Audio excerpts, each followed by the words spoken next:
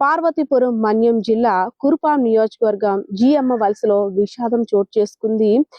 ఒకే కుటుంబానికి చెందినటువంటి నలుగురు ఆత్మహత్యకి పాల్పడ్డారు.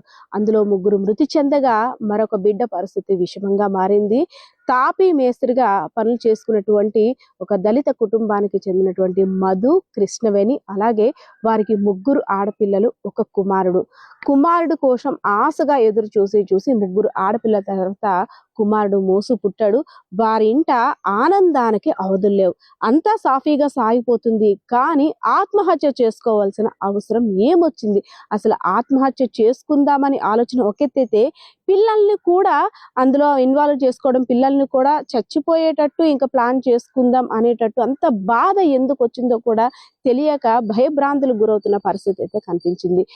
ఎవరైతే మధు, కృష్ణవేణి ఉన్నారో అదే విధంగా మోసు, ఆయుష నలుగురు కూడా విషాన్ని సేవించి అక్కడికక్కడే ముగ్గురు చనిపోయిన తర్వాత మోసు 4 ఏళ్ల కుమారుడు కూడా అభం శుభం తెలియని ఆ చిన్నారి కూడా మృత్యువాత పడ్డాడు.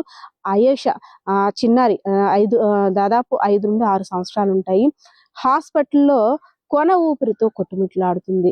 ముందు ఎవరైతే 2 ఆడపిల్లలు ఉన్నారో చిన్న మేరంగిలో కస్తూర్బా పాఠశాలలో చదువుతున్నారు.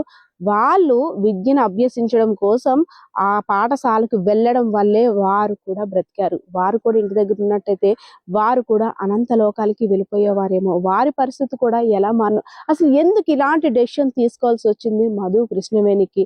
కొడుకు కోసం ఎన్నో కళ్ళుగన్నారు. కొడుకు పుట్టాడు. ముగ్గురు పిల్లలు కూడా చక్కగా స్కూల్కి వెళ్తూ వస్తున్నారు.